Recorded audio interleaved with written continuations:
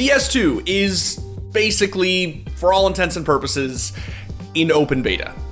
Sort of.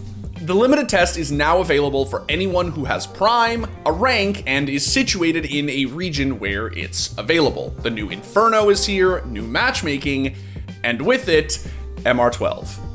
Let's talk about it.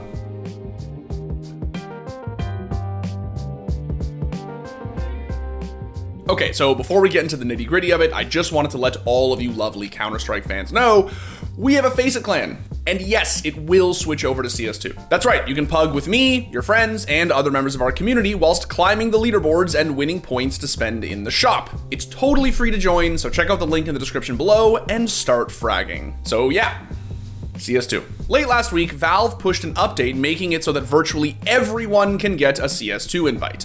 All you need is Prime, an active rank, and to be in a region where it's available. I didn't have a rank, obviously, because it's matchmaking, so I had to play against and beat a blatant cheater to get one.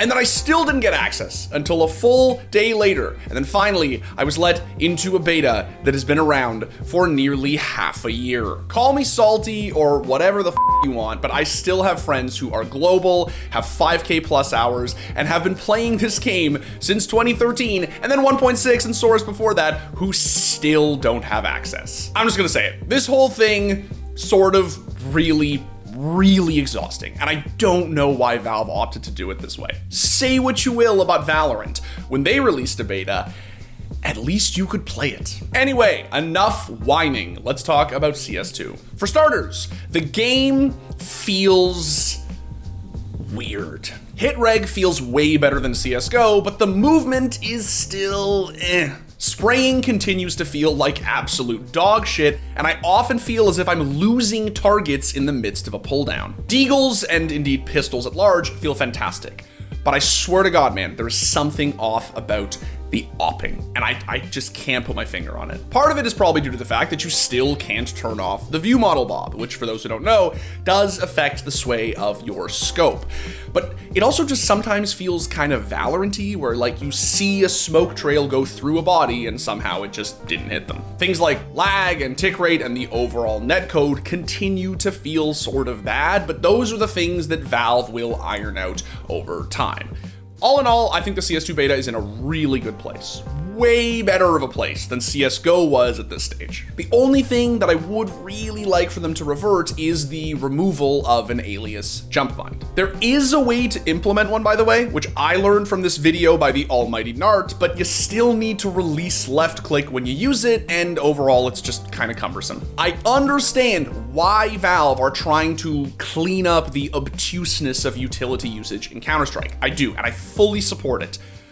But it does kind of feel like this is a step too far. Like, this is something that we have become accustomed to over years, and it really doesn't take a lot away from the casual player base to just let us have it. As far as Inferno goes, all right, let's talk about it. Many of you are probably aware that I regard Inferno in very low esteem and think it is by far the most dog shit map in active duty, and that it isn't even close. Most people don't agree, of course, and have been Stockholm syndromed into thinking that it is the quote unquote ultimate decider map. But as Aristotle once said, there is quite simply no accounting for taste. The point is that when I heard that Valve were fully reworking the worst map in competitive, I was psyched. I was so excited. I genuinely couldn't believe it. And then I loaded onto it. It's the same. It's exactly the same. It's way prettier. Hats off to them for that. It is f***ing gorgeous, but it is exactly the same, except now you need to just relearn all the smokes. Now, in my opinion, they could have used this as an opportunity to just open up bottom T mid a little bit, maybe give ult mid a little bit more value for the Ts.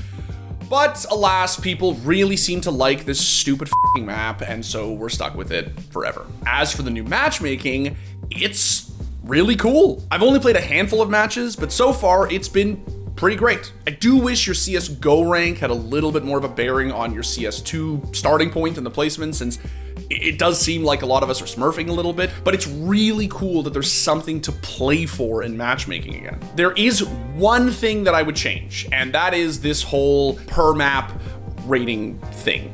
Please, Valve, do not introduce that. Like, pardon the abrasiveness, but that is a really f***ing stupid idea. Perhaps the biggest problem with Counter-Strike's current pug culture is that people only play 3 f***ing maps. The fact that you could pick what map you wanted to play in ranked in CSGO was already extremely stupid. And now they're just propagating the issue. They should have taken this as an opportunity to just make it premier only. They're missing their chance, in my opinion, to force the player base to improve at every map instead of just wide swinging out of A ramp until they hit global. Speaking of MM, Valve used the new MM experience as an excuse to shorten things from MR15 to MR12, and presumably the esports scene will follow suit, which has caused a little bit of controversy. For those who don't know, MR12, which stands for Maximum Rounds 12, is simply a round structure in which there are 12 rounds in a half.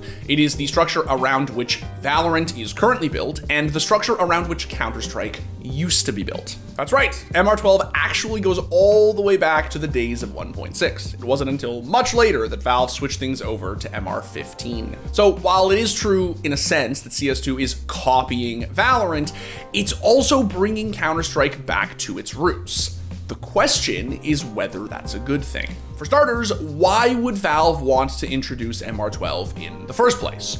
Well, the answer is presumably to make matches shorter, since in Go, they could definitely run a little long. What isn't necessarily obvious is whether switching to MR12 is the best way to rectify Counter-Strike's match length issue. Valve could shorten bomb timers, smoke timers, freeze time, round time, etc.